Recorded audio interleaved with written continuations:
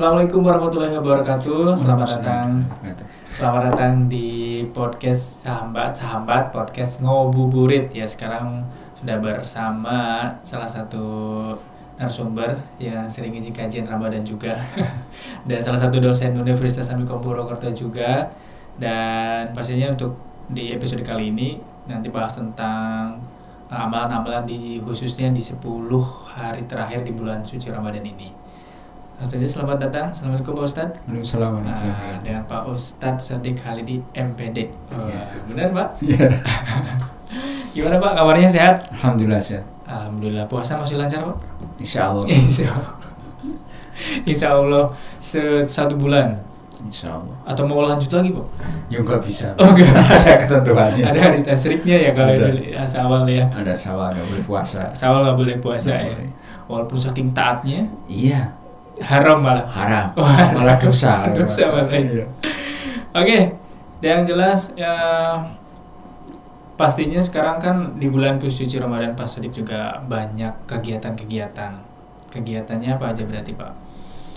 Selain berarti kan dosen juga di sini ya? Iya. Kegiatan yang sehari-hari di bulan Ramadan ini? Tentunya beda dengan tahun-tahun yang lain. Iya. Nah, tahun ini seandainya ngisi, itu yang sering ngisi on air, siaran di mana semacam itu.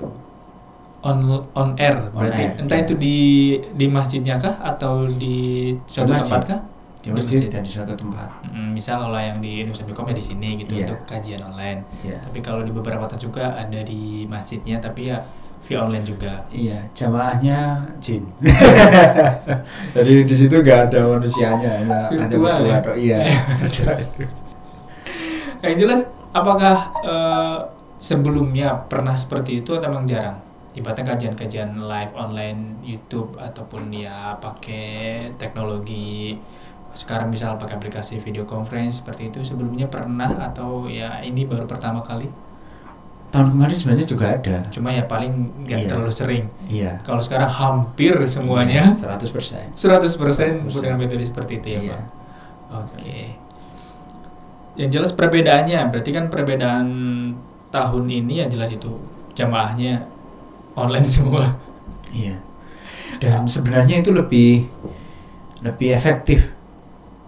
Dalam arti begini, ada sebuah masjid ya, ada kajian online jelang buka gitu kan ya. Iya. Tapi kajiannya kan ya jelang buka juga. Itu malah yang hadir Pak, yang atensi malah banyak. Via live juga chat. Live, iya. Jadi kalau biasanya buka bersama itu bisa dihitung dengan jari, paling 15-20 orang. Ini bisa 50, bisa 80. Yang datangnya atau yang bertanyanya? Kan itu kan ada yang mengikuti secara live kan ada. View-nya ibaratnya dilihat. Iya. Ibaratnya sekarang yang ngitung jamaahnya dari jumlah views-nya ya. Iya, otomatis. Ya walaupun itu terlepas dari mereka nge-view kemudian ke belakang ya. Jadi enggak disambi iya. Itu. Tapi setidaknya mengikuti ya. Dan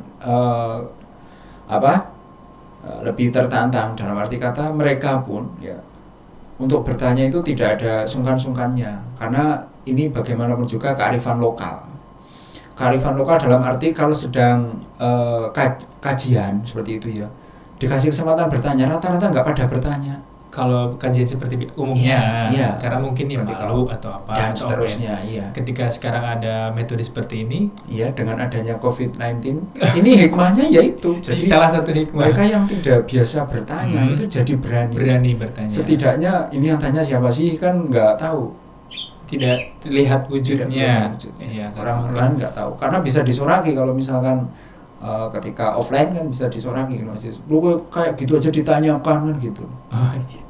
Berarti sekarang pertanyaan ya walaupun sesuai tema kajian dan bisa di luar tema kajian tersebut biasanya ya. Durasi bisa molor. Tapi kalau kultum mah nggak bisa, berarti ya ketika maghrib. Iya, itu patokannya ada maghrib. Iya. Nanti. Oke. Berarti misal kalau dulu nih sehari ngisi berapa tempat? Perbedaannya apa dengan yang bulan Ramadan sekarang? Apakah tetap kuantitasnya sama atau tetap ada yang beda, Pak? Yang jelas berkurang. Tapi kalau dikalkulasi, Ramadan lalu sama sekarang sama saja. Oke, untuk secara kuantitasnya. Analoginya begini, kalau di satu hari ada 3 jadwal, masing-masing pesertanya sekitar 30 atau 40 orang, gitu ya. Nah, itu ketika on air, mungkin sehari sekali, tapi yang ngikuti banyak, bisa ratusan kadang-kadang. Bisa dari 3 jadwal itu kita ke backup dalam satu kajian online. Jadi sebenarnya sama saja. Oh iya, secara jamaah sama ya. Sama. Tapi secara tempat dan jadwal ya berkurang. Gitu ya. Oke. Selama ini apakah ada kendalanya dengan metode ya kajian online seperti itu? Kendalanya dari Pak Sodik sendiri? Kendala saya harusnya itu kan di rumah ya, kalau siaran itu ya biar lebih bebas gitu ya. Mau nggak mau terus ke masjid tertentu, harus ke tempat tertentu. Kayak sekarang ini harus keluar, karena memang akses internet di tempat saya kurang bagus. Oh, berarti yang diharapkan Pak Sodik ya bisa dari rumah juga ibaratnya? Iya. Oh gitu. Kalau itu bisa diwujudkan, insya Allah manfaat yang lebih besar bisa diambil.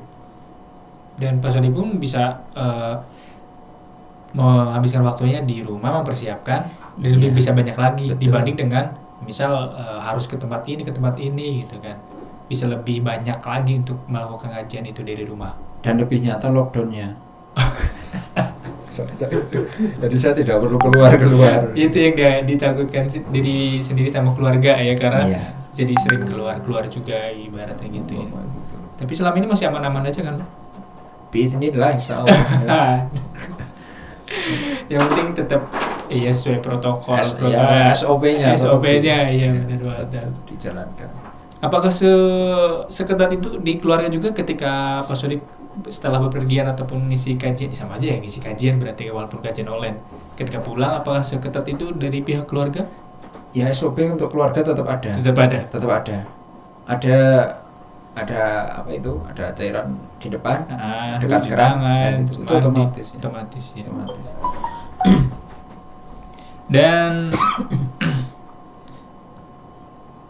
dari kebijakan pemerintah juga kan sekarang yang namanya yang pas awal-awal tuh belajar dari rumah, terus bekerja dari rumah, terus juga sampai beribadah pun dari rumah.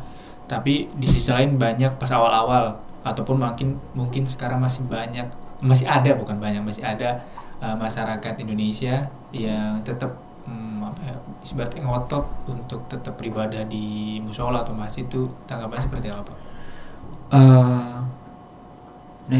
Saya sebagai muslim ya, itu tetap positive thinking. Ya, jadi saya tidak terus mencela habis-habisan mereka yang ke masjid ya. Tapi juga tidak terus mendukung sepenuhnya yang di rumah semacam itu. Dalam arti kata sesama muslim harus mengedepankan husnudzon, berbaik sangka kepada saudaranya. Artinya seandainya di antara rekan-rekan ini ya, itu ada yang berprinsip ya ibadah bagaimanapun juga lebih baik di masjid. Ya bagi saya silahkan ya, tapi jangan terus merasa sok paling benar sendiri. Gitu ya. Demikian juga yang lockdown yang tidak pernah beribadah ke masjid. Ya, juga jangan terlalu merasa paling benar. Hargailah dia. Karena harus disadari kita berbineka. Dalam arti Indonesia yang beribu-ribu pulau seperti ini itu bisa dipersatukan. Ini kearifan lokal yang tidak ada di negara lain. Sebenarnya dengan banyaknya agama juga dan budaya juga, dan di dalam satu agama pun kita lagi ngomongin ya agama Islam kita ya.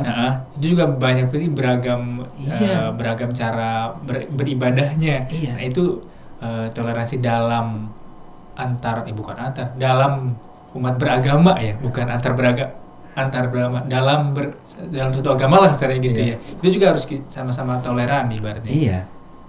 Dengan cara-cara mereka masing-masing, kan di Indonesia juga banyak sekali. Kadang itu yang bikin bisa dibilang ya perpecahan juga, ibaratnya sama agama Islam pun masih kadang gesekan-gesekan itu pasti masih ada gitu. Itu yang saya sayangkan ya. Jadi belum bisa bersikap secara bijak. Padahal kita bisa mengambil contoh ya. Rasul bisa mempersatukan antara Abu Bakar yang berwatak lembut dan Umar yang sangat keras. Itu Rasul bisa merangkul mereka berdua, bisa duduk bertiga, bahkan makamnya jejer, ya kan? Rasulullah, ya kan? Sebelahnya makam Rasulullah ada makamnya Abu Bakar dan Umar. Ini simbol, ya. Jadi berbagai macam budaya. Saya mengatakan begitu karena memang kabilahnya Abu Bakar, kabilahnya Umar, sama kabilahnya Rasulullah itu di zaman jahiliyah itu nggak ada akurnya. Mereka bertiga mereka tiga kabilah itu sering terlibat peperangan dalam arti peperangan fisik atau beradu pendapat. Benar-benar peperangan antara dua kabilahnya Abu Bakar dan kabilahnya Umar dan kabilah Rasul, ya. Kemudian kabilahnya Abu Bakar dan kabilah Rasul. Tapi mereka menanggalkan itu semuanya karena kita disatukan oleh iman dan Islam. Seperti itu. Oleh karena itu saudara kita yang dalam tanda kutip masih ngeyel ke masjid juga gitu ya, dia bisa jadi punya ilmunya, punya pendapat, ya ada dasar ilmunya kenapa tetap kesana gitu. Yang ilmu itu nggak kita miliki. Sebagaimana mereka yang ke masjid itu ya tidak boleh mencela yang tetap di rumah karena punya dasar juga. Ya benar. Intinya saling menghormati dan berbaik sangka. Betul, itu tadi. Karena memang manusia ilmunya sedikit. Seperti itu. Nah sekarang bayangkan, misalkan kalau itu tidak terjadi, ini bangsa ini mungkin sudah pecah dari awal COVID-19. Umat Islam jadi akan pecah, jadi yakin saya itu. Kalau masing-masing ego loh. Oh dasar munafik, orang taunya masjid, bayangkan. Nah, itu bagi yang ke masjid kayak gitu ya. Nah, kemudian yang ngomentari yang sering ke masjid, sok gagah, mungkin yang kamu mati, siapa yang akan ngurusi kamu? Aku ngurusi kamu Rasuti, saya nggak mau gitu. Bayangkan itu, udah pecah, ya. Umat Islam akan terpecah. Makanya saya ajak ini rekan-rekan ini ya, saling menghormati kayak gitu, saling menghargai. Ya walaupun dari beberapa tempat ataupun masjid-masjid yang ada di Banyumas juga hampir semuanya juga ditutup ibaratnya, sama takmirnya ataupun ya karena emang mengikuti kebijakan pemerintah. Mungkin ada salah satu ya mungkin itu musola pribadi kategorinya ya Pak, yang masih tetap mengadakan, atau bisa jadi dalam komplek yang orang tidak menduga, masyarakat awam tidak menduga di situ ada musola atau ada masjid gitu. Atau masjid di situ itu SOP-nya cukup ketat. Oh ya. Jadi ya kembali lagi mereka punya ilmunya, mereka punya pendapatnya. Ya sama-sama saling menghargai aja berarti Pak. Intinya seperti itu. Syiar ya. Mungkin mereka beralasan syiar juga bagi rekan kita itu. Yang penting tetap yang enggak ke masjid kita tetap hormati, yang tetap begitu pun sebaliknya. Itu yang diharapkan dari semua ini Pak. Nah, ibaratnya kan dari banyak banget protokol-protokol tentang di ketika pandemi ini tentang COVID-19. Begitupun ketika beribadah berjamaah, misal kita lagi di kampus ibaratnya kan ada musholanya juga. Terus kita juga ketika waktunya sholat kita sholat. Nah, ada beberapa yang katanya harus merenggangkan soft atau ya udahlah dempet-dempetan aja sih sesuai ajaran, sesuai seperti biasanya. Ada juga yang harus merenggangkan soft. Itu tanggapan Pak Sodik sendiri seperti apa Pak? Secara umum ya memang ketentuan soft itu ketika imam mau memulai sholat itu sering mengingatkan jamaahnya untuk meluruskan soft dan merapatkan soft kayak gitu. Lalu ada fenomena soft yang jarang-jarang kayak gitu ya, soft yang jarang-jarang. Ini bagaimana? Ketika soft itu dibuat jarang, ya dia itu pengen tetap mengambil faedah sholat berjamaahnya, pahala 27 didapat, ya. Tapi juga menjaga kesehatan juga perintah SOP-nya itu, untuk itu. Artinya mereka yang softnya jarang, ya itu menurut hemat saya nggak masalah sih. Toh masih menegakkan sholat berjamaah semacam itu. Tapi ketika rapat pun ya nggak masalah juga. Nggak masalah juga. Bukan berarti pelin-pelan. Iya. Jadi ketika softnya rapat kayak gitu ya. Karena begitu mendalami makna muslim itu, dalam arti muslim itu kan artinya tunduk dan patuh kepada Allah secara mutlak. Maka dia ketika meyakini itu sepenuhnya gitu ya, secara tekstual gitu bahasa saya barangkali ya, mempercayai secara tekstual, maka dia merapatkan soft, ya Allah kuman itu darimu, ya, virus itu darimu, maka aku kembalikan padamu, saya sekarang sedang melaksanakan perintahmu gitu. Nah, adapun yang softnya jarang kayak gitu ya, mungkin berpikirnya nggak sampai situ. Sekarang maksudnya saya buat sebuah analogi begini ya, alhamdulillah min daliknya. Ada orang yang sedang sholat berjamaah di masjid, kemudian ada gempa bumi. Ini videonya bisa dilihat saat gempa bumi di Palu. Ada, insya Allah masih ada video di YouTube, masih ada. Nah, ketika sholat berjamaah di masjid terjadi gempa bumi, itu jamaah dibagi jadi dua. Ada yang bertahan, ada yang lari keluar dari masjid. Nah, itu kita nggak bisa menyalahkan keduanya. Yang lari keluar jangan dikomentari jelek, ya. Yang bertahan jangan dikomentari yang jelek. Nah, gitu. Masing-masing sudah punya ilmunya. Kira-kira ilmunya gimana itu? Yang bertahan di masjid? Yakin bahwa ya di masjid itu tempat yang aman. Saya sholat. Iya. Terus ya, lagi saya sholat juga. Saya kondisi sholat. Seandainya masjid ini roboh, saya kejatuhan puing-puing bangunan, aku akan mati, insya Allah matinya husnul khotimah, karena sedang sholat. Dan di rumah Allah ya. Jangan seperti mereka yang lari kayak orang munafik. Jangan koma. Harus titik di situ ya. Sampai di situ. Ibaratnya kalaupun nanti udah bertahan di masjid, terus udah ada niat sampai itu, udah titik. Jangan langsung dasar yang keluar mah tidak kuat imannya. Saya lebih baik dari mereka yang kabur. Itu yang jadi bahaya. Yang ibaratnya poin pertama itu jadi hilang. Iya. Jadi riak masuknya, malah ngeri kan?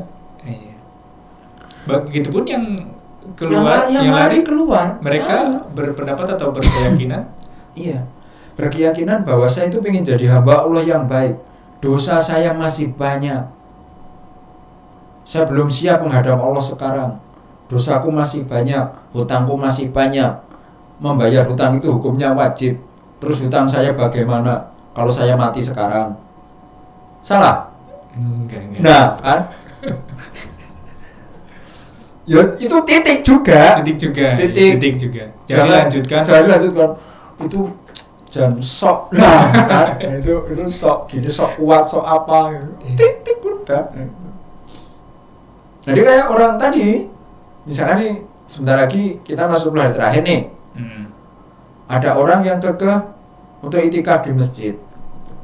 Ya Allah, saya mau itikaf di masjid. Terimalah ibadah hamba ya Allah. Titik. Jadi ya Allah, saya 10 hari terakhir ini saya akan itikaf. Aku beda dengan mereka ya Allah. Itu kan udah koma berarti. Bukan mereka yang di rumah terus. Nggak memanfaatkan kesempatan yang Allah berikan untuk itikaf, malah di rumah terus. Muslim cap apaan, itu kan udah koma itu bibit perpecahan di situ. Iya. Begitupun ya yang di rumah. Ya Allah, kalau ini nggak ada COVID-19, engkau tahulah ya Allah apa isi hati hamba. Wah, Kalau tidak ada COVID-19 auto saya itikaf ya. Gitu. Jadi saya di rumah ini ya, karena juga harus sesuai perintahmu gitu kan. Berarti ya tetap jadi dari tadi emang poin-poinnya ya itu tadi harus tetap berbaik sangka ibaratnya. Islam itu rahmatan lil alamin, rahmat bagi seluruh alam semesta. Ya. Kembali lagi ibaratnya sekarang udah hari ini kita rekaman itu hari ke 19 puasa dan pastinya 10 hari ke tinggal sisa ataupun ya sedih 10 hari terakhir. 10 hari terakhir. Saya maunya sih baru hari 9 nih. Baru 9 ya. Lebih lama lagi. Ibaratnya amalan atau ibadah-ibadah ibaratnya untuk ibaratnya kan itikaf. Itikaf sendiri kan emang secara artian di masjid kan. Iya. Berarti kalau tidak ke masjid berarti bukan kategori itikaf. Bukan. Tetap bukan kategori itikaf. Berarti itu menggantikan amalan-amalan ataupun dalam 10 hari terakhir itu amalan-amalan apa aja berarti yang harus kita lakukan 10 hari terakhir. Sebelumnya saya berikan sebuah analogi dulu. Ini ada di dalam surat At-Taubah ayat terakhir sebelum juz 11. Jadi tentang Rasulullah dan para sahabatnya saat itu sedang menghadapi musuh orang-orang kafir yang ingin mengganggu stabilitas kaum muslimin itu. Rasul sedang menghadapi mereka. Nah, di tengah jeda menghadapi mereka orang-orang kafir itu, Rasul itu bersabda begini. Ada di antara saudara kita ini selalu menyertai kita. Dia naik bukit menyertai kita, menuruni lembah menyertai kita, nyeberangi lautan menyertai kita. Tapi mereka tetap berada di kota Madinah. Kemudian para sahabat bertanya, ya Rasulullah kok bisa seperti itu?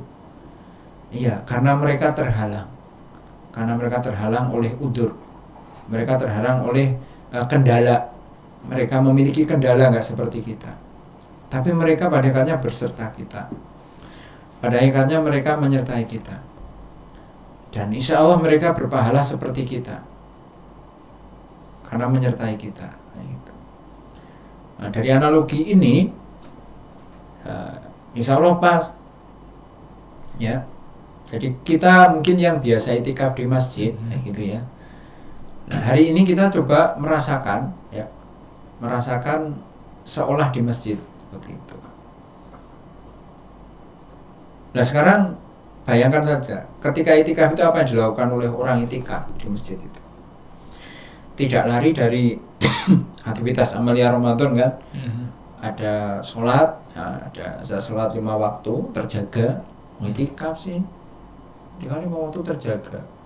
Begitu adzan, habis adzan nggak langsung sholat subuh tuh sama bisa. Kemudian ada tarawih, kemudian ada baca Al-Quran dan seterusnya, ada diskusi dan seterusnya. Nah itu dilakukan. Nah, seandainya di rumah ya enggak sih disebut itikaf ya, cuma kita itu meniatkan bahwa saya ini sebenarnya sedang itikaf. Meniatkan seolah-olah saya sedang itikaf. Tapi ya konsistennya itu harus ada, dalam arti kata ketika memang sudah terdengar adzan ya, kita sedang asik bermedsos kayak gitu ya hentikan, sholat dulu. Orang itikaf kan ada yang mainan HP ya, ada ya, ada. Tahun kemarin kan ada yang itikaf gitu ya. Di beberapa masjid di Purwokerto ya. Nah, saya itikafnya rada kacau memang terus terang gitu ya. Karena jadwal jalan terus. Jadi kalau misalkan sholat taraweh di masjid A, itu ada itikaf. Ya, saya nggak pulang sampai jelang sahur. Nah, setelah sahur ya, menuju masjid lain karena jadwalnya di tempat masjid B. Masjid B. Nah itu nanti tahun kemarin 10 hari terakhir masih jam efektif ya di kampus ya. Masih juga. Nah itu sama. Jadi itu sampai di masjid itu sampai jam 6 atau setengah 7. Mandi di situ, pulang ganti kostum ke kampus. Luar biasa. Nah, itu bukan itikaf, astagfirullahaladzim. Maunya itikaf saya kan ya. Ya. Artinya ketika habis tarawih di masjid tersebut, itu ya ada orang bermain HP, itu ada. Cuma ketika mencoba negur, mencoba ngobrol gitu, ternyata kontennya dakwah gitu. Ketika IG ya yang dibuka ceramah. Oh iya. Karena sedang di masjid. Nah 10 hari terakhir ini kayak gitu ya. Ya sama. Ketika harus IG-an di rumah, kontennya ya tidak lebih dari nuansa-nuansa keislaman, mau Facebook mau yang lainnya. Katanya Facebook mulai ditinggal, bener nggak? Kalau saya pribadi emang udah jarang buka Facebook. Oh gitu ya? Iya. Tapi mungkin ada beberapa juga masih yang Secara umum, tapi secara umum IG berarti ya? lebih ke IG sama YouTube paling sekarang Pak. Oh. Gitu. Nah seandainya itu dilakukan ya bayangkan sedang di masjid kayak gitulah. Mohon maaf ya, ini mungkin agak ekstrim. Di masjid ada televisi nggak? Enggak ada. Nah, berarti 10 hari terakhir itu TV di rumah dimatikan. Karena di masjid nggak ada televisi. Oke. Tapi di masjid ada HP. Mohon maaf ya. Berarti di rumah masih boleh pegang HP. Kecuali itikaf kemarin di masjid A ono TV-ne. Di rumah pun ya masih boleh ibaratnya. Ya, di rumah kalau ada TV ya matikan aja TV-nya. Gitu. Jadi 10 hari terakhir itu TV mati. Berarti ya itu tadi saya bilang ekstrim. Tapi ya mau nggak mau ya kalau emang diniatkan terus ya udah benar-benar pengen nuansa itikaf di itu ada. itikaf, ya ibaratnya di masjid ibaratnya ya ikuti kebiasaan yang ya kebiasaan 10 hari terakhir di masjid ya. di kopas di rumah. Nah, gitu. Itu masalah malaman nih sama aja. Sama. Aku tuh waktunya mandi. Waktunya buka sahur ibadah istighfar. Sekarang di masjid itu, nah, tapi yang saya lihat itu di masjid A, B atau C itu makan terus sih, jalan terus loh. Gini dalam arti ya kopas ke rumah bisa sih, dalam arti begini, kalau di masjid itu kan habis buka, habis maghrib gitu, terus sholat tarawih gitu kan ya. Habis tarawih itu kan ada yang ngaji, kemudian ada orang datang bawa makanan, nimbrung makan lagi, ngaji lagi, makan lagi, ngaji lagi, makan lagi. Ya di rumah kan makan lebih banyak. Ya monggo sih kayak gitu. Karena bahasa saya yang gampang gini filosofinya. Rumah rasa masjid. Rumah rasa masjid. Iya. Paling begitu. Ya. Berarti ya itu pun nanti yang insya Allah juga diterapkan Ustadz Sodik di keluarga. Insya Allah seperti itu. Ya walaupun itu buat pemirsa semuanya ya seperti itu menerapkan dengan prinsip rumah rasa masjid itu tadi ya. Iya. Misalnya ya TV ya itu sih pilihan juga ya. Terus saya bilang ekstrim. Iya pilihan. Terus untuk masalah makanan itu untuk menunjang ibadahnya juga biar tetap semangat. Tengah malam ngopi ya boleh. Di samping ngopi iya. Boleh juga. Tadarus itu ngopi. Ini kok ngantuk banget, sementara biasanya di masjid saya target 2 juz atau 3 juz ya. Ini kok baru 1 juz. Iya nggak masalah, sambil ngopi juga di rumah. Ngopi terus Sambil ngemil. Iya terus. Ya sebenarnya di masjid loh. Di masjid. Hanya begini ya masalah saya barangkali ya. Cuman di masjid itu nggak ada rock and roll kelihatannya. Dalam artian rock and roll? Nggak usah muter rock and roll walaupun dari HP. Oh. Mohon maaf ya, penggemar rock and roll gitu ya, atau berbagai aliran musik kayak gitu. Ya pokoknya gitu. Di masjid ada musik nggak? Enggak. Nyaris nggak? Apa enggak? Nggak ada ya? Nggak ada. Di masjid nggak ada musik. Berarti 10 hari terakhir rumah bebas dari musik. Itu baru rumah rasa masjid. Masya Allah. Artinya begini, seandainya itu bisa diterapkan, bisa jadi pahalanya lebih besar. Karena godaan dan tantangannya Godaannya itu begitu. ya, Nah sekarang bayangkan ya, ada televisi loh. terus nggak dinyalakan coba. Biasanya penggemar Didi Kempot yang kemarin wafat ya gitu, biasanya muter, ya Allah ini HP di tangan gari klik, ya Allah aku lagi di masjid, itu terus nggak jadi, malahnya besar.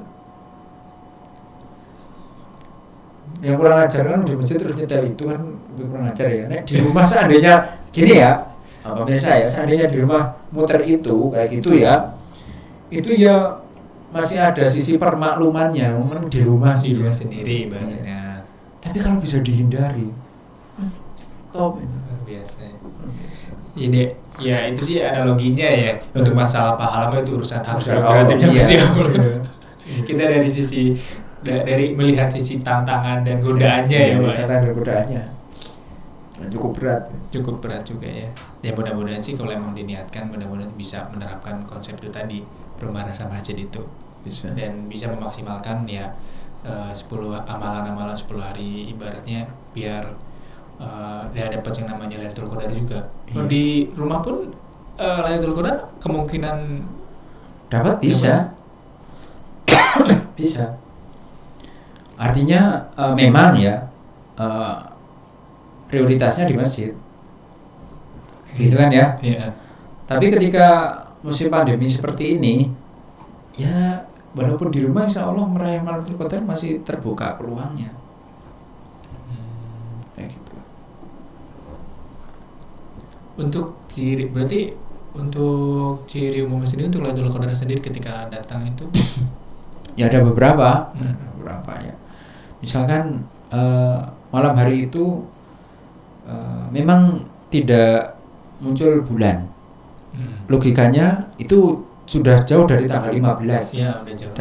Sudah jauh dari tanggal 15. Komariah ya, masih jauh. Jadi kemungkinan bulan nggak muncul itu memang waktunya, dalam arti kata walaupun tidak ada bulan tapi langit cerah.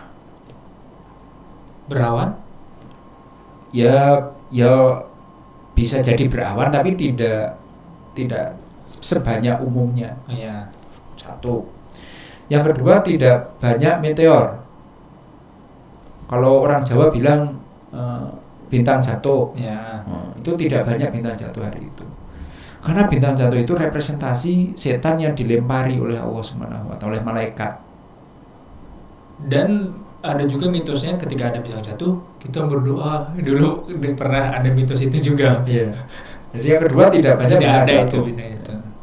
Sedikit bang. Sedikit. Kemudian yang ketiga,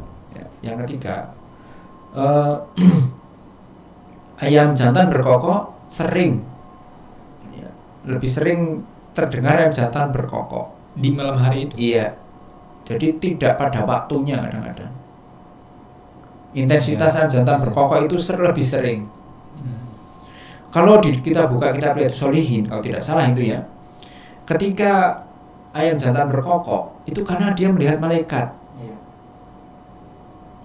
Ya, jadi karena ini sinkron dengan surat Al-Qadar. Tanazzalul malaikatu waruhu fiha. Malam hari itu malaikat tanazzal. Tanazzal itu beda dengan nazala. Kalau dalam ilmu shorof ya, nazala itu turun satu, itu. Tapi kalau tanazzal itu turun terus.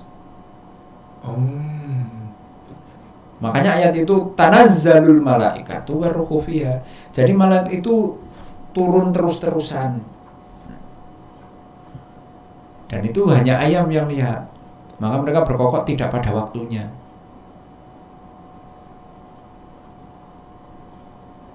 Sinkron itu dengan ayat. Sebenarnya yang disampaikan oleh Nabi. Berarti tadi pertama langit cerah ibaratnya. Iya. Terus kedua tadi tidak banyak bintang jatuh. Terus yang ketiga ayam jantan berkokok lebih sering. Dan udara malam itu ya tidak panas dan tidak dingin, sejuk. Jadi lebih mendukung kalau untuk beribadah. Kalau alam Banyumas Purwokerto ini, kalau malam panas. Ya, Kak, bahasa sini sumuk gitu. Sumuk. Ya, alam Banyumas itu ya, kalau tidak pakai pendingin ya otomatis secara umum ya, untuk daerah Banyumas. Tapi kalau Malam Terkodar itu enggak, sejuk. Malam Terkodar. Kemudian satu lagi, hati kita itu lebih nyaman. Nyaman itu berarti nggak tenang ibaratnya. Iya. Ibaratnya sedang sakit hati pada dia gitu. Itu bisa lupa, bisa berkurang banget. Gitu. Mungkin di antara pemirsa ada yang sedang sakit hati kayak gitu ya. Nah, itu pas Malam Terkodar itu aku kok nggak begitu peduli ya, apatis dengan dia, udahlah dia biar diurusi sendiri, insya Allah ada ganti yang lebih baik. Ya kemungkinan berarti malam itu biasanya dia kemerungsung, dia lagi ngapain ya malam-malam kayak gini, jangan-jangan lagi ngechat ya, ngechat pacarnya kurang ajar dan seterusnya. Malam itu jadi hatinya agak tertata, agak tenang. Terutama pemudik ya, mungkin ya Allah ini biasanya mudik, saya nggak mudik, itu tidak terlalu gelisah gitu ya.